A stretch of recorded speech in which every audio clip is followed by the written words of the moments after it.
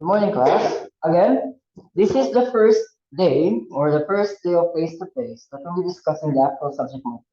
And this is actually in your coverage for the mastery tests. First mastery test will be next week. No, next this September, second week of September. So most probably we can have a lot of time, but with your topic, we will be having researches because this is investigatory. Okay? Heads up, everybody, we will have investigatory questions. Okay?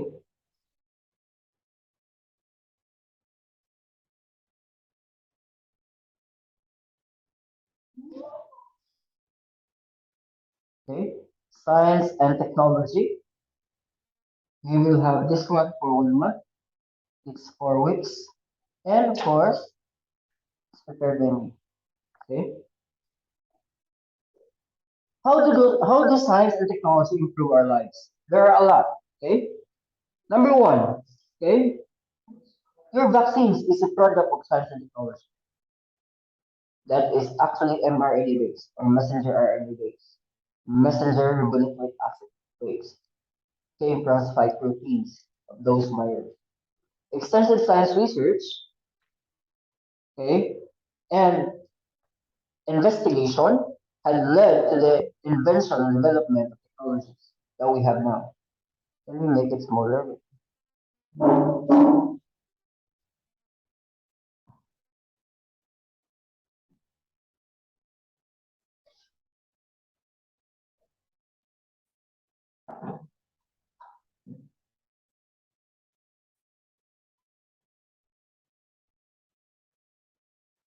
Okay. Some of these technologies help us live comfortably and even help prolong life. Okay, like for example, transplants. Those are product of technology. Heart transplant, pacemaker. Are you familiar with pacemaker? The one that is placed in the heart in order for the heart to communicate with your system, with your nervous system. Those are product of science and technology. What else? Internal defibrillator. Internal defibrillator are used in heart also, open heart. Open heart surgery, they tend to put, yeah, for the irregular heartbeat, correct. If the internal defibrillator notice that there are some irregular heartbeats, then it says it will give shock to the heart to keep the heart with its normal beat. That's product of science and technology to prolong life. The following are some of these technologies. We have food technology. Okay, food technology, food preservation process such as canning, drying, and freezing have prolonged the shelf life of food by protecting them from microbes and other agents of spoilage. Okay, drying method. Okay, that's to keep the bacteria away, to preserve goods or foods. Okay, DNA technology. This is new to us. Okay, Philippines has just adopt the DNA technology. Okay, have you heard about test tube babies? Test tube babies, in vitro fertilization (IVF). That's product of science and technology under DNA technology. Like if the couple wants a son or a child, they tend to, if they cannot actually make them, you can actually create them in the laboratory artificially. Artificial babies. That's product of DNA technology. And also the recombinant DNA. Okay, recombinant deoxyribonucleic acid technology has made possible for production of human insulin. Insulin is number one. Yes. Okay. Insulin regulates the sugar in our body. Some of people or some of the people cannot actually create insulin. The tendency is they will have, if your blood has more sugar in it or blood sugar, what could be the disease, diabetes. This could lead to diabetes mellitus. Diabetes mellitus is over sugar in the bloodstream. Okay. So because of this technology, that certain individual can create insulin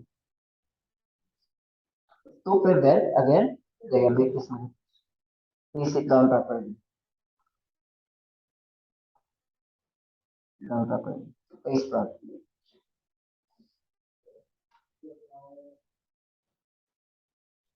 Production of human insulin with help of a bacterium or a strand of bacteria and yeast. Okay. Nuclear medicine technology. Why?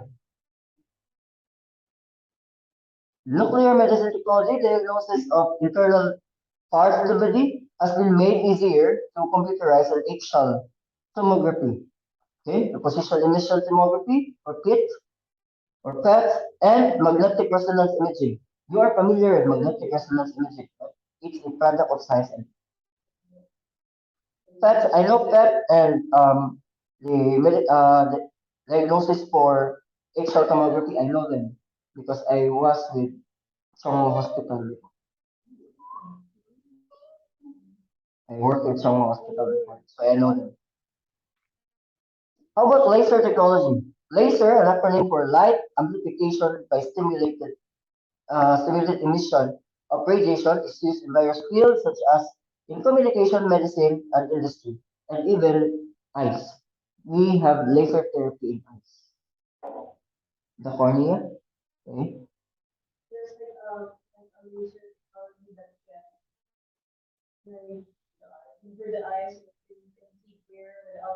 Yes, that's a laser technology. And we're actually using it one. Laser, laser. Superstitious and or scientific. Okay? Among the terms used to describe beliefs and practices in our local communities are superstitious and scientific. When you say superstitious, these are beliefs. These are non-scientific. There is no scientific evidence, no scientific explanation. That's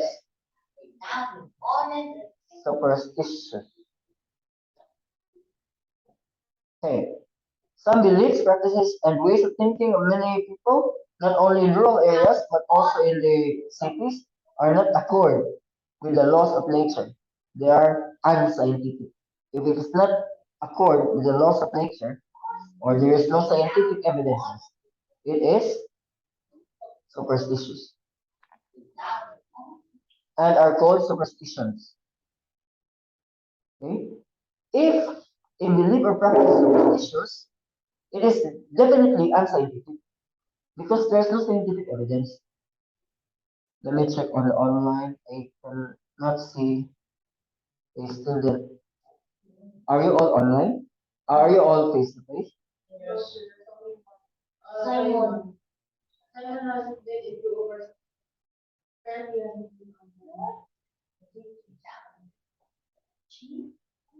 Hmm. However, some superstitions have scientific explanation. Okay, let's take a look at this one. Some people believe it is a bad luck, meaning something bad will happen to them if a black cat crosses their path. Right?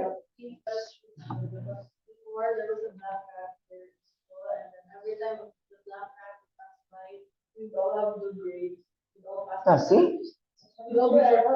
Is this a superstition? The answer is yes.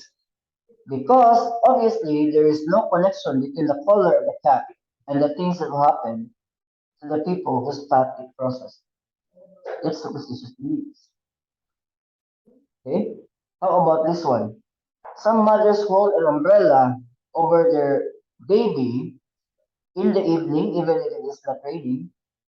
They believe that the umbrella will protect the baby from hamog or dew. Hamog is panuhot in Bisaya. Okay? Is this a superstition? What do you think?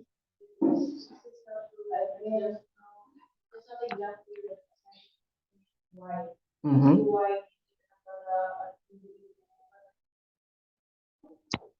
Some consider it as such, but it seems from ignorance of how dew forms, not from irrational feelings. Dew comes from a water vapor. It is a water vapor. Okay? That condenses directly on the surface. It does not fall like rain does because it is in the atmosphere. So while the situation has the link in science process, the umbrella is useless in this situation. So there is no use. Meaning to say that there is no connection between the dew and the umbrella. How about this one? In some towns in Bulacan and a few other provinces, the father plants three seedlings upon the birth of his child. Okay? As the child grows, the parents show the seedling to the child and tells him to take care of it so it will grow with him. Is this a superstition? Why?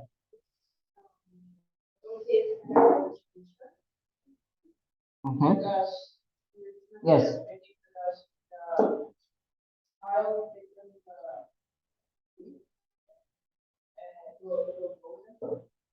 Mm-hmm.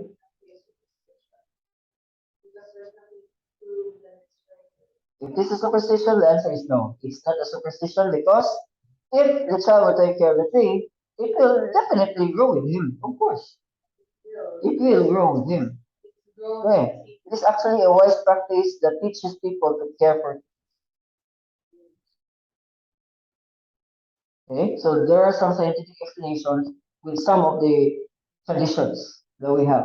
Okay, some people advise us not to let the moon shine on us directly while we sleep, or else we'll be contact with tuberculosis. Is this a superstition? Yes, because tuberculosis is a bacteria. It's a bacteria that causes TB. Okay, there is no connection there. Okay. Yes, because there is a big gap between effect or contracting tuberculosis. Okay, we can actually get tuberculosis from infected person. Number one, through droplets, saliva droplets, or when you touch something that the patient also touched. Okay, we can actually go in contact with it. Okay, the gap between effect, contracting tuberculosis, and the cause, the moon shining on us. It is not actually connected.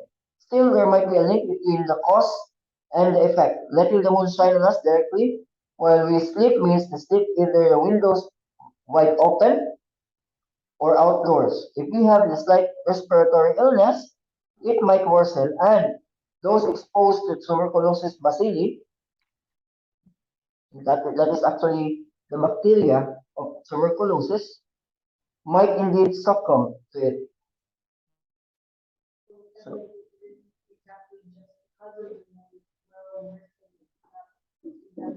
correct. It's not because of the moon, but because of your environment, not the moon.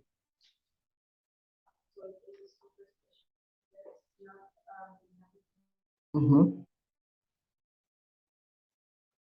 Have you been warned not to eat jackfruit, langka, at night, or else you will get sick? Is this a superstition?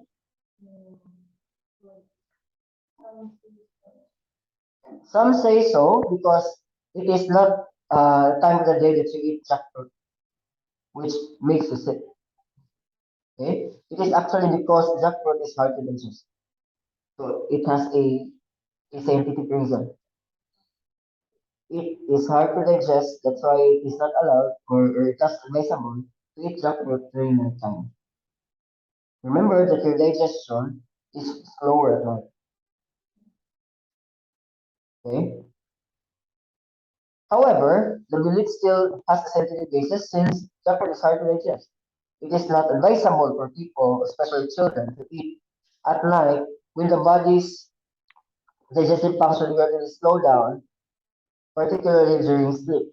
It is even riskier if they eat plenty of it shortly before going to bed.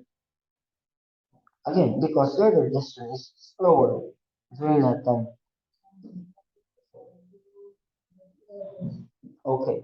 Some superstitions must have originated from old folklores, observations that certain practices are harmful to people. While they may not know the scientific explanation, they are aware of harmful effects of such. Sometimes. Okay. Like for example, in provinces, they usually use lana, the coconut oil. Upon checking, the coconut oil has anti antimicrobial property. They tend to put it in their wool, and some of the wool heals because again it has an antimicrobial property. But the folklores don't know about antimicrobial property. They just know that it could be a medicine for wounds. See, scientific attitude and behavior. Let's take a look at this one. The attitude listed below have been observed in majority of scientists, hence they have been described as scientific attitude. Okay? You need to check on yourself also if you have already this attitude.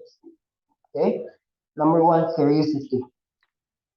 What is curiosity then? A person who is curious does not only ask why and how things happen.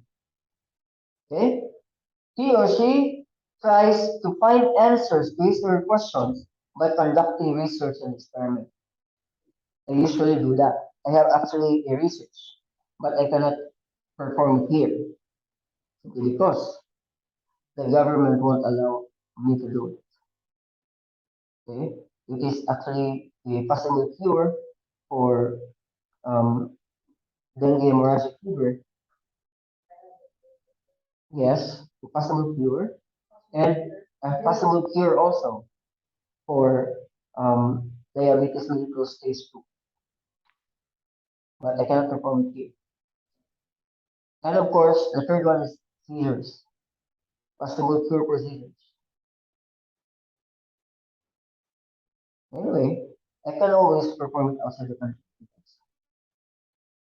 Open-mindedness. What's with the open-mindedness? Okay, a person who is open-minded tries to be objective and sees different sides of an issue.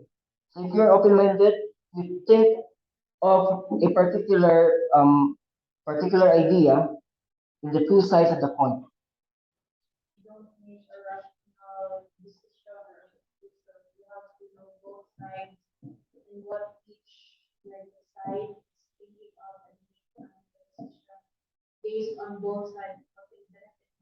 Correct.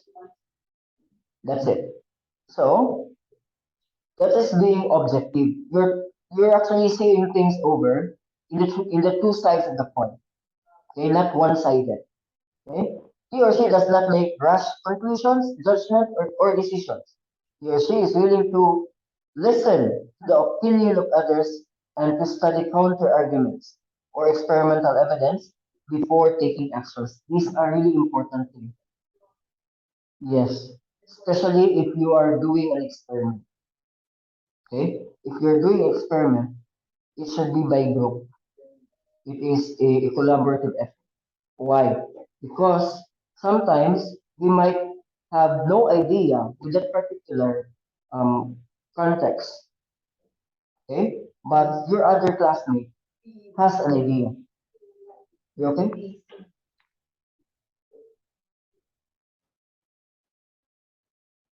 Critical outlook. Okay? A person who has a critical outlook does not readily believe statements for against a person, a commercial product, an idea, or etc. He or she first analyzes the claims of arguments and check if these are unbiased and logical. So that is actually critical outlook. Or other term, critical thinker. Okay? You criticize. Okay? You criticize something based on facts. That's critical outlook. Okay? Truthfulness. You need to be truthful with your research. Okay? I need to be specific with my research. So for example, my research or my study is for the seizures. Okay, I need to use marijuana as a possible cure for the seizure. I need to be truthful with the data. I need to be truthful with the agencies. I will not perform it here unless they will allow me to do so. Right? So that is being truthful with your research, with your study. A person who is truthful has a passion for investigating and experimenting to honest in recording and reporting. You should be honest and recording. Don't worry, we will actually have an experiment also, and we will apply all of these. These are theoretical. After theoretical, we will have experimentation. We will have the laboratory. Okay? Take stand on what she or he believes is true, but readily admits a mistake if proven wrong. We need also to admit if we are wrong.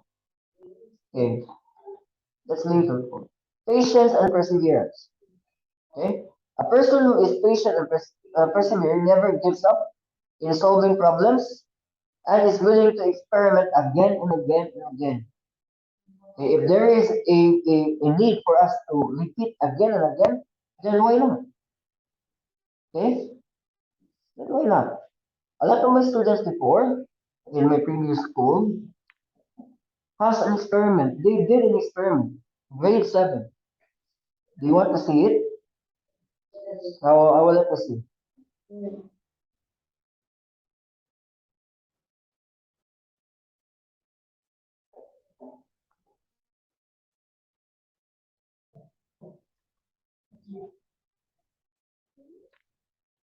These are the outputs of my grade 7. Look at students' output.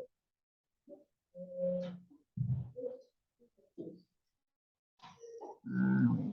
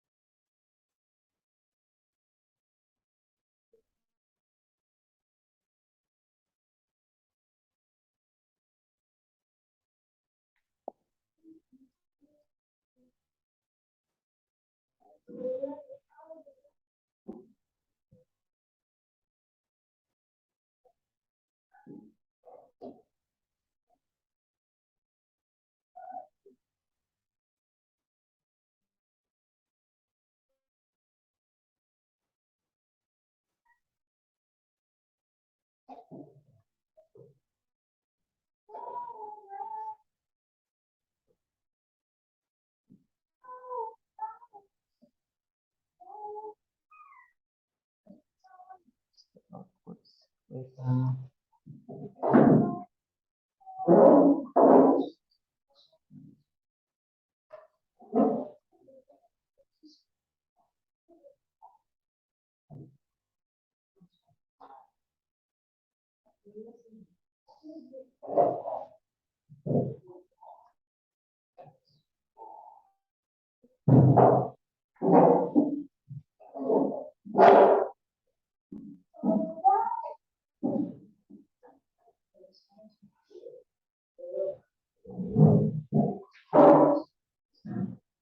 I think I lost it.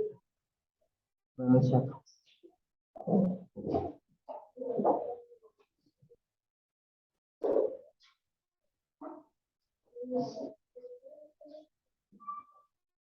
Okay. It's in my PowerPoint.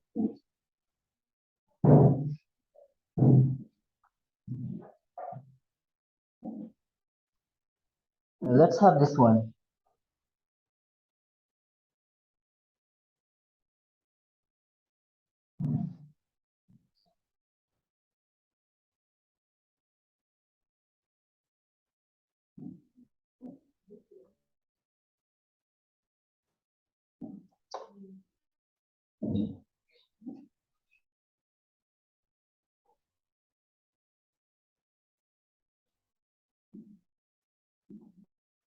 Have you seen that one? It is actually the project of my grade 7, under Science 7. Yes.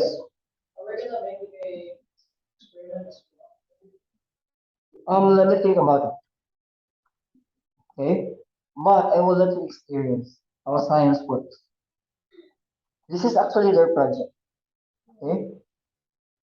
And it is in the display boards.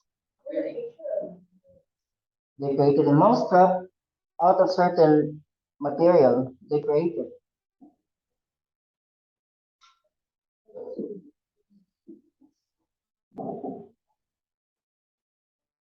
And a lemon battery.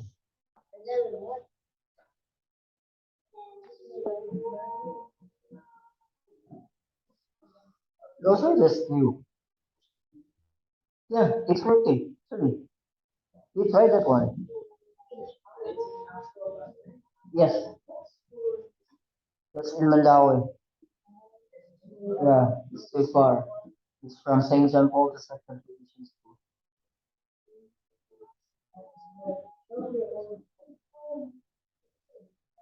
But we actually done those within the school year.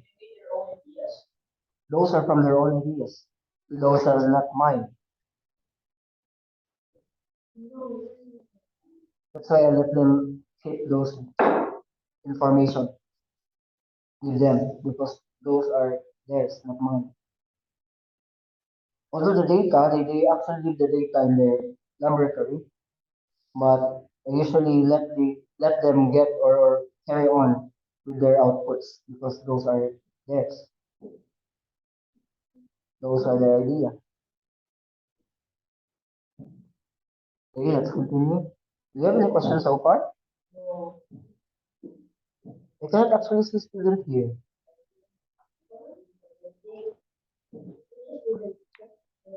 There's no student.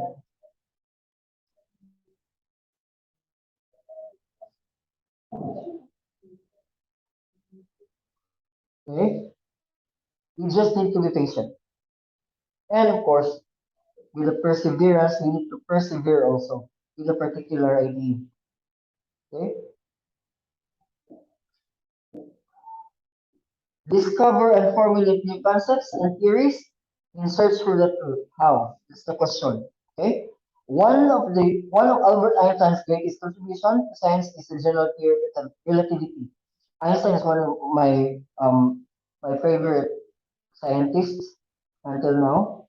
He actually explains under general theory of relativity that space and time is relative. Okay? That you are only seeing perspective. Like for example, if I am standing here, you can only see me in my perspective. This is your perspective, but you cannot actually see at the back of me. What could be the perspective at my back? That is the general theory of relativity. If you are seeing sunset here, how about another area? What could be their perspective? That's Einstein's idea. Okay? His work gave the theoretical basis of later scientific and technological advances like electronics, space travel, and atomic bomb. He actually gives the idea of atomic bomb. Yeah. It also made us understand different concepts like subatomic particles, protons, neutrons, and electrons, and the universe, including the Big Bang theory and black holes. That's how wide Einstein's imagination. There may be variations in the way researchers obtain the answers to their questions, but laboratory research activities follow the same general pattern described below. In the laboratory, you'll be following patterns. Okay, number one, identifying the problem. What would be the problem? What could be the question there in your research, or in your study? Number two, right? Problem. The researchers conduct observations of existing conditions and take note of possible problem areas for investigation. We will be investigating more on that certain area. Number two, gathering of preliminary data. Okay? They try to learn as much about the problem as possible from all available sources. In your generation, I think you can do a lot. Why? Because again, it's internet era. You can always access to the net. And those are the resources. Before in my time, you usually go to the library for research. But in your time, you can always search even in your phone. So you can do more. Okay? The third step is formulating a hypothesis. Are you familiar with hypothesis? What is hypothesis then?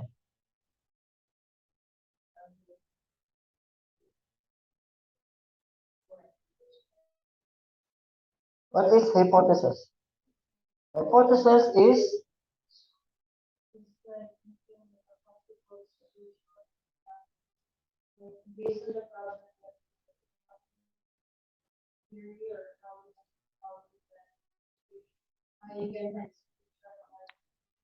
correct, Vishnu. Very good. Okay, it is a wild guess. Hmm. Mm.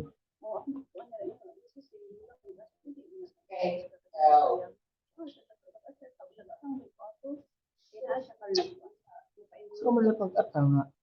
I-check mo na po ang kuan.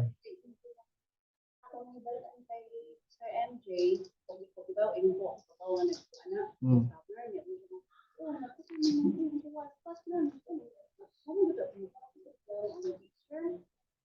Asa, ano na yun? Ako lang yung anak ko klase lang. Ikaw na.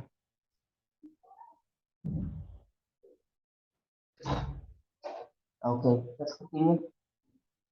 Okay, formulating a hypothesis. You say hypothesis is a wild guess, an educated guess. When you say educated guess, it is connected to step two. Okay, it is connected to your problem, connected to your preliminary data.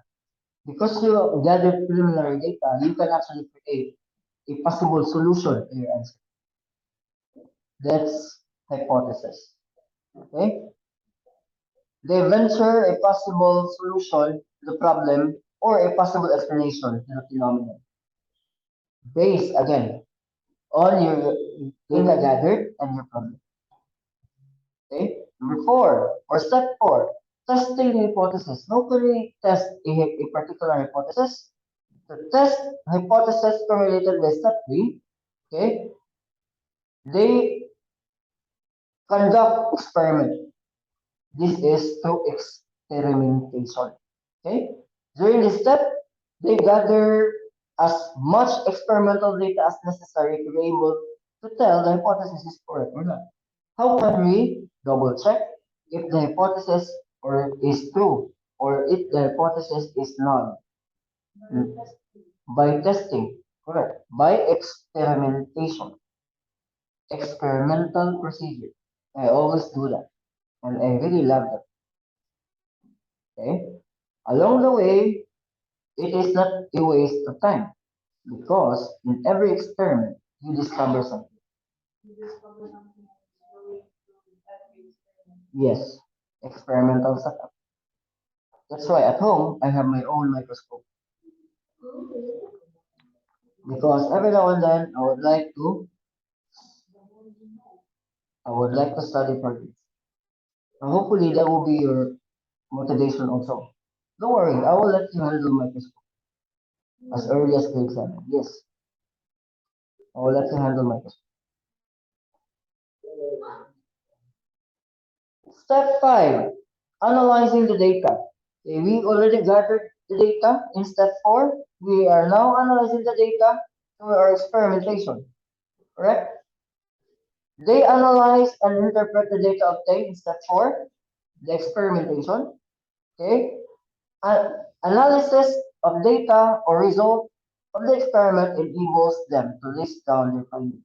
What could be the possible findings? Okay, so this is in the form of a graph. But for example, we will actually try to experiment in Mongo seed. I will let you see the growth of plants. It is more observable.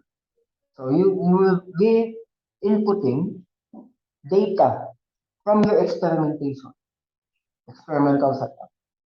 And that is for us to analyze the data. Okay? Step 6, drawing a conclusion. Okay? Based on findings in step 5, they draw a generalization or conclusion regarding the problem or phenomenon that they are investigating. Okay? We are now drawing a conclusion. What can you conclude out of the experimentation and out of your hypothesis? If your hypothesis is true, what are the possible answers? You okay? Huh? Okay, step 7. This is verifying conclusion. We need to verify first our conclusion. To verify if the generalization in step 6 is correct, they try to apply it to a similar situation and see if it will hold. We will apply that particular idea if it is true.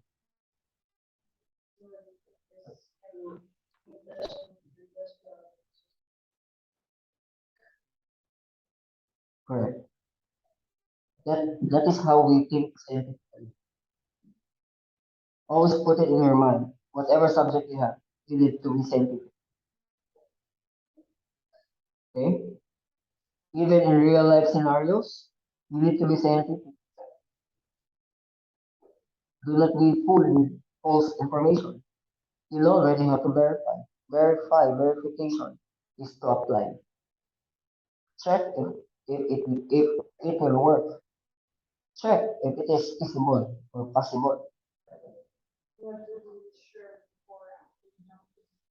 A particular conclusion. Correct. The science investigation. Let's wait. Let me check on the time. Mm-hmm. 11:37, and the time is okay. It's 11:25. We'll end at 11:25, correct? So it's already time. I think I'll go for today, class. Okay. Let's continue by next meeting. Please stand up for the prayer. Let's